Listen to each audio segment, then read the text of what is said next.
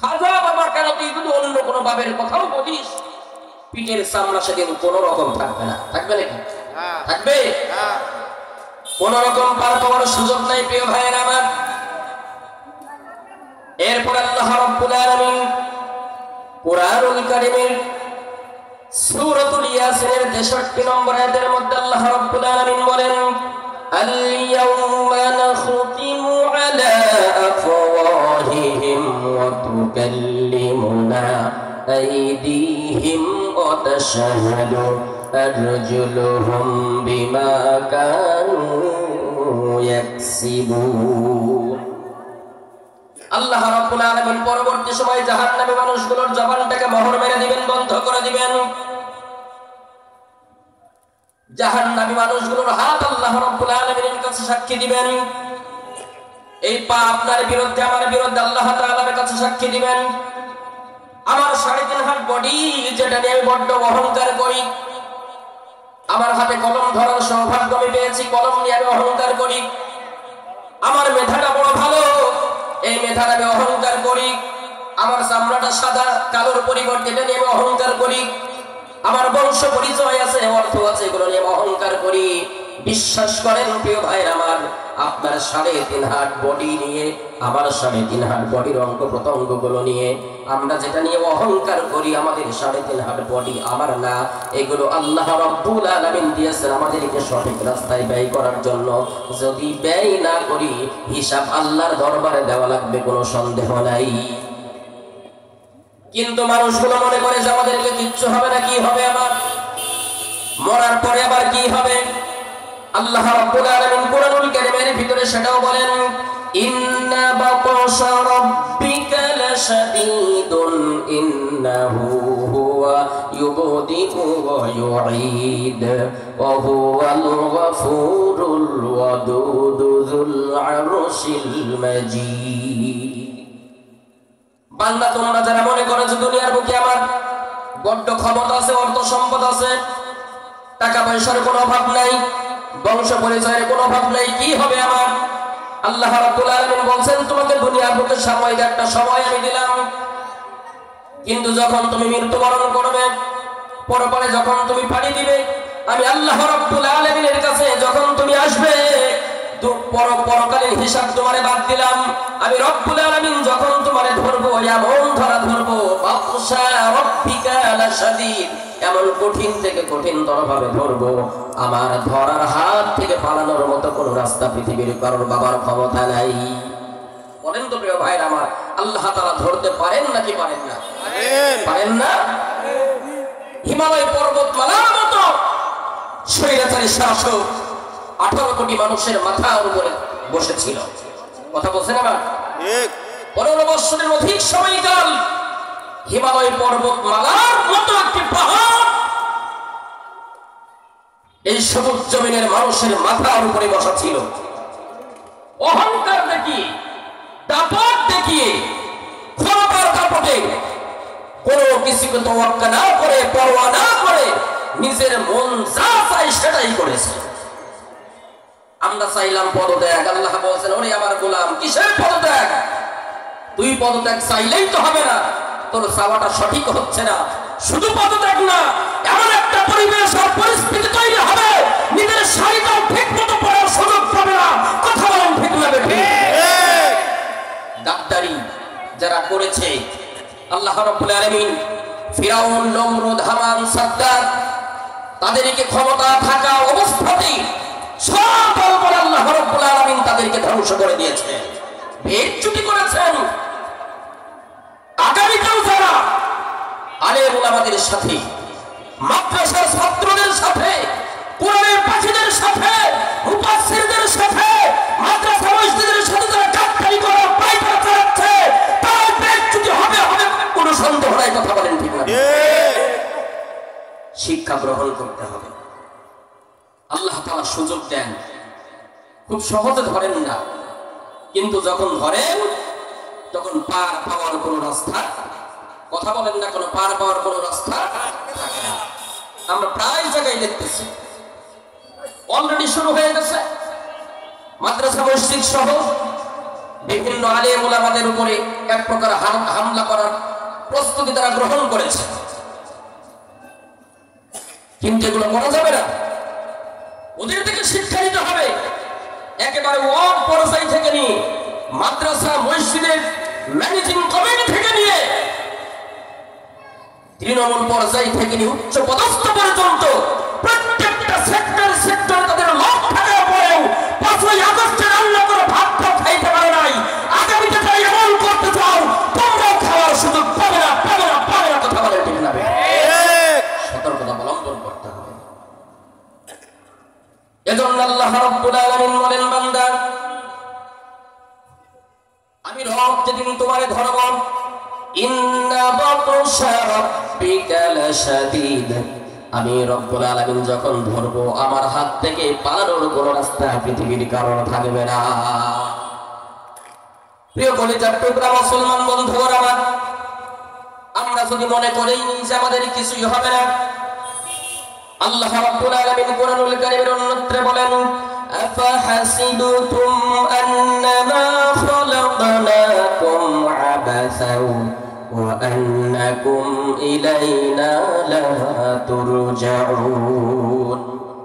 তোমরা কি মনে করে নিয়েছো আমি রব্বুল আলামিন তোমাদেরকে দুনিয়ার বুকে প্রেরণ করলাম অহেতুক খেলতে বসার জন্য? তোমাদেরকে দুনিয়ার বুকে পাঠিয়েলাম, দুনিয়ার বুকে যাবে, খাবে, দাবে, ফুর্তি করবে, আনন্দ করবে, উল্লাস করবে? না না না, আমি রব্বুল আলামিন সব কিছু উদ্দেশ্য নিয়ে তোমাদেরকে দুনিয়ার বুকে প্রেরণ করলাম।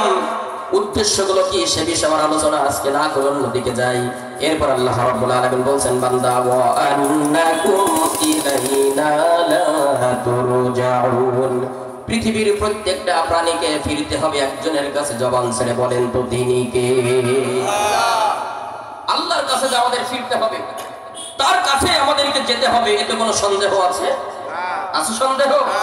কিছু কিছু মানুষের সন্দেহ থেকেই যাবে, এখনো আছে, আগামীতেও থাকবে। সন্দেহ যদি নাই থাকবে, আমাদেরকে মৃত্যুবরণ করতে হবে, আল্লাহর কাছে আমাদেরকে প্রত্যাবর্তন করতে হবে, ফিরতে হবে। এই মানসিকতা যদি আমাদের ভিতরে থাকতো, তাহলে তো আমরা মানুষের প্রতি জুলুম করতে পারতাম? কথা বলেন। আমরা কি ভাই হয়ে বোনের হক নষ্ট করতে পারতাম? ভাই হয়ে বোনের হক নষ্ট করে এমন লোক দুপস্তা তো আল্লাহর জমিনে মনে হয় নাই। বোনের হক নষ্ট করা এমন ভাই যদি কাবার গ্লাভ ধরে কান্না করতে করতে চোখে পানির পরিবর্তে রক্ত বাহির করেও যদি মৃত্যুবরণ করে, এবং হক নষ্ট করা ভাইয়ের কবরটা যদি রাসূলুল্লাহ সাল্লাল্লাহু আলাইহি ওয়াসাল্লাম এবং আবু বকরের দুইটা জান্নাতি কবরের মধ্যবর্তী স্থানেও দেওয়া হয়, এই দুই জান্নাতি কবরের মধ্যবর্তী স্থান দিয়ে হক ছাতি দেওয়া ব্যক্তির কবর দিয়ে জাহান্নামের আগুন দাও দাও দাও দাও করে জ্বলবে, কোনো সন্দেহ নাই। প্রিয় বন্ধুগণ আমার, আল্লাহ রাব্বুল আলামিনের কাছে আমাদেরকে ফিরতে হবে। বিষয়টি নিয়ে যদি আপনাদের সন্দেহ থাকে, সহিহ মুসলিমের একটি বর্ণনা আপনাদেরকে শোনাই। বনী ইসরাইল সম্প্রদায়ের একজন ব্যক্তি অত্যন্ত পাপী মানুষ ছিল, এমন কোন পাপ নাই যা ওই লোকটা করে নাই। জীবন মৃত্যুর খুব সন্নিকটে যখন, এমন সময় কলিজার টুকরা সন্তানগুলোর ডাকলেন, ও আমার সন্তানেরা শোনো, আমি তো জীবন মৃত্যুর সন্নিকটে দাঁড়িয়ে গেছি, কখন মৃত্যুবরণ করি বলা যায় না। আমার কলিজার টুকরা সন্তানের, তোমাদের কাছে আমার একটা দাবি থাকবে। তোমাদের কাছে আমি কিছুই চাই নাই। এই যে সম্পদগুলো দেখো, অমুক মাঠে আমার 50 বিঘা জমি আছে, অমুক জায়গায় গাড়ি বাড়ি অনেক কিছু, অমুক ব্যাংকে আমার কোটি কোটি টাকা ব্যালেন্স আছে, এই সবগুলো আমি তোমাদের জন্য করেছি, অন্যায় পথে ব্যয় করে তোমাদেরকে সুখী রাখার জন্য করেছি। কিন্তু জীবন মৃত্যুর সন্নিকটে দাঁড়িয়ে এখন আমার মনে হচ্ছে এগুলো আমার জন্য 5টি পয়সা কোনো কাজে আসবে না। তবে আমি যখন মৃত্যুবরণ করব, মৃত্যুবরণ করার পর অবশ্যই আল্লাহ রাব্বুল আলামিন আমাকে দাঁড় করিয়ে দিবেন, তার কাছে আমাকে ফিরে যাওয়া লাগবে, প্রত্যাবর্তন করা লাগবে। ও আমার সন্তানেরা, তোমাদের কাছে আমার ওসিয়ত থাকলো, আমার দাবি থাকলো, অবশ্যই অবশ্যই আমার দাবিটা তোমরা মানবে। আমি যখন মৃত্যুবরণ করব, আমার মৃত্যুবরণ করার পরে সামাজিক প্রথা অনুযায়ী, রীতিনীতি অনুযায়ী আমাকে তোমরা কবরস্থ করবে না। সন্তানেরা ডাক দিয়ে বলল, বাবা তাহলে তোমাকে আমরা কি করব? তোমাকে কি আমরা পানিতে ভাসিয়ে দিব? বলে না না, পানিতে ভাসাবে না। তাহলে কি তোমাকে দৌহ করবো, আগুনে পুড়িয়ে দেবো? বলে না, তাও করবে না।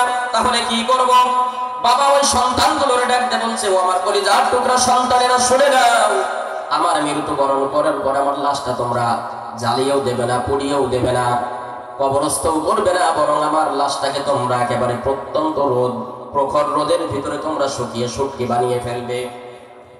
যখন একেবারে কাঠ হয়ে যাবে, হাড়গুলো দেখা যাবে, আমি যখন ঠং ঠং করে বাজার মতো হয়ে যাব, ঠিক এমন সময় আমার লাশটাকে তোমরা কাঠ ধরিয়ে পুড়িয়ে দিবে, পেট্রোল ঢেলিয়ে আমার শরীরটাকে তোমরা পুড়িয়ে দিবে, একেবারে হেমান্তস্তি দিয়ে আমার পুরো বডিটাকে তোমরা ছাই বানিয়ে ফেলবে।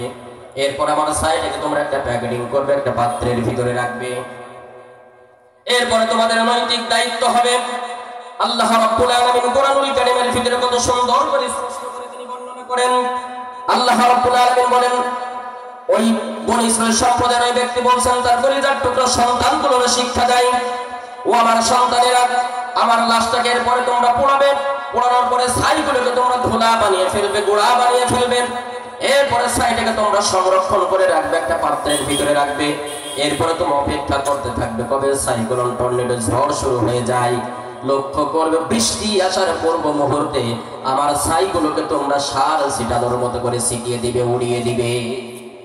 আমাদের কৃষি ভাই বাবাজিরা যারা এখানে আছেন, যখন আমরা ধান চাষ করি, গম চাষ করি বা বিভিন্ন ধরনের চাষগুলো আমরা করি, আধা মন এক মন সার আমরা বাম কাঠে করে আমরা কাঠে করে নিই, এরপর আমরা সারগুলোকে এরকম এরকম করে ছিটাইয়ে দিই। ওই ব্যক্তি তার সন্তানগুলোকে প্র্যাকটিক্যালি দেখাই দিলেন, আমার পুরো বডির ওই ছাইগুলোকে তোমরা এরকম এরকম করে এমন ভাবে ছিটিয়ে দিবে যেন কোনোভাবে একত্রিত করা সম্ভব না হয়। তাই করা হলো, সাইক্লোন টর্নেডো ঠিক হয়ে গেল। আল্লাহ রাব্বুল আলামিন জমিনকে ডাকতে বললেন, ও জমিন, আমার ওই বান্দা ওই ছাইগুলোকে একত্রিত করে আমি রব্বুল আলামিনের কাছে তুমি দিয়ে দাও। চিৎকার দেখবার বলা যাবে কি সুবহানাল্লাহ। জমিনের কাছে আল্লাহ রাব্বুল আলামিন এমন কথা বললেন, নির্দেশ করলেন, আদেশ দিয়ে দিলেন।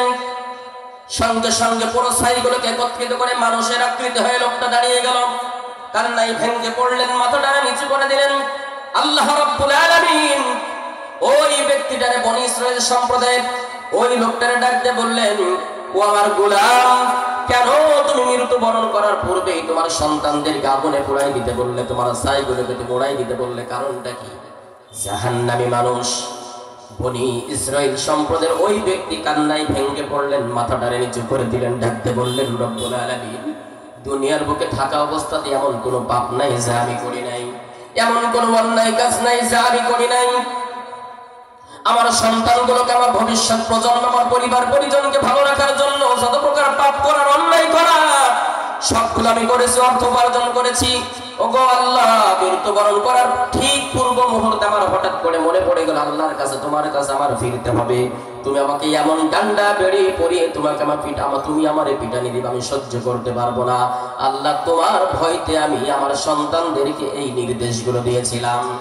আল্লাহ রাব্বুল আলামিন তখন ডাকতে বললেন, বান্দা, তুই যদি নিঃসন্দেহে আমাকে যদি ভয় করে থাকিস, আল্লাহ রাব্বুল আলামিন তখন ওই বান্দাকে ক্ষমা করার ঘোষণা দিলেন।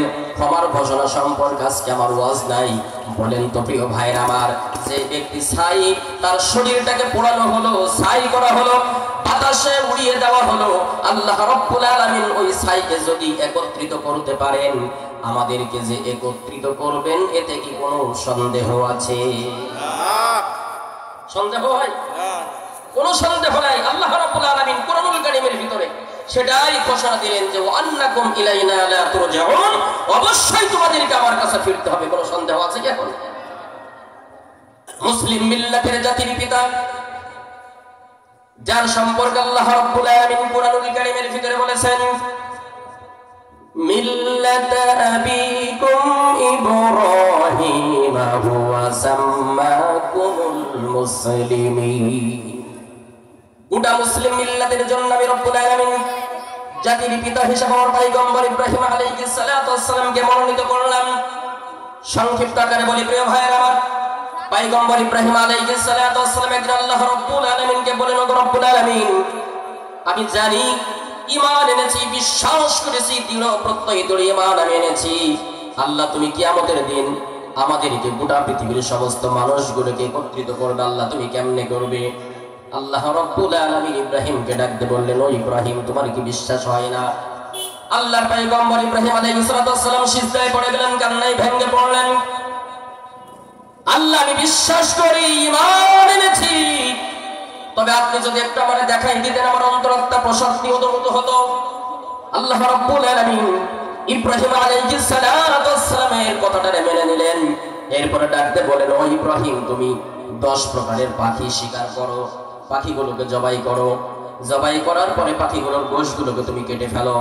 কাটা হলো, রান্না করা হলো, 10টা পাত্রে 10 ধরনের মাংস রান্না করার পরে আল্লাহ রাব্বুল আলামিন ডাকতে বলেন, ও ইব্রাহিম ওই মাংসগুলো রেখে নাও 10টা পাত্রে, ওই হাড়গুলোকে তুমি গুঁড়া করে ফেলো, ধোলা বানিয়ে ফেলো, পাথর থেকে একেবারে ধোলা বালু পরিণত করে ফেলো। তাই করা হলো। এরপর আল্লাহ রাব্বুল আলামিন বললেন, সবগুলো হাড়কে বা ধোলা বালুগুলোকে তুমি একত্রিত করে মিশিয়ে নাও, 10টা পাহাড়ের চূড়ায় রেখে আসো। রেখে আসা হলো। ইব্রাহিম আলাইহিস সালামকে আল্লাহ রাব্বুল আলামিন ডাকতে বলেন, ও ইব্রাহিম এবার একটা একটা একটা করে 10 ধরনের পাখির নাম ধরে ধরে তুমি ডাকো। ইব্রাহিম আলাইহিস সালাম যখন ডাকতে বলল দোয়েল, দোয়েল বলার সাথে সাথে পাখিটা ওই হাড়গুলো পূর্বের নেয় পাখিতে রূপান্তরিত হয়ে আকাশ দিয়ে ওড়া শুরু করে দেয়। জবান ছেড়ে মুসলমান একবার চিৎকার দিয়ে বলা যাবে কি সুবহানাল্লাহ।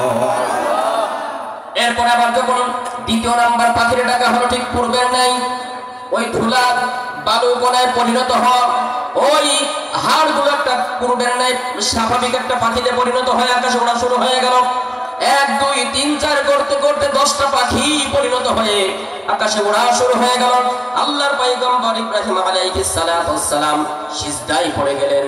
আল্লাহ রাব্বুল আলামিনকে ডাকতে বললেন, ও রব্বুল আলামিন বিশ্বাস করেছিলাম, ঈমানও এনেছিলাম, তুমি সবকিছু পারো, এতে কোনো সন্দেহ নাই, কিন্তু তোমার এই জিনিসটা দেখার জন্য আমার অন্তরাত্মা প্রশান্ত অনুভূত হওয়ার জন্যই তোমাকে বলেছিলাম। চিৎকার দিয়ে একবার বলা যাবে কি সুবহানাল্লাহ। তাহলে আমরা যারা মনে করি যে আল্লাহ রাব্বুল আলামিন আমাদেরকে একত্রিত করতে পারবেন না, এই ধ্যান ধারণা যাদের ভিতরে আছে এটা কি সঠিক না বেঠিক? কথা বলেন, সঠিক না বেঠিক? আল্লাহ রাব্বুল আলামিন আমাদের সকলকে হেফাজত করুন, আমাদেরকে গুনাহমুক্ত জীবন যাপন করার সৌভাগ্য দান করুন। পরকালীন জিন্দেগী সম্পর্কে আল্লাহ রাব্বুল আলামিন আমাদেরকে প্রস্তুতি গ্রহণ করার সুযোগ এবং সৌভাগ্য দান করুন। আমিন। ওয়া আখিরু দাওয়ানা আলহামদুলিল্লাহি রাব্বিল আলামিন। আসসালামু আলাইকুম ওয়া রাহমাতুল্লাহ।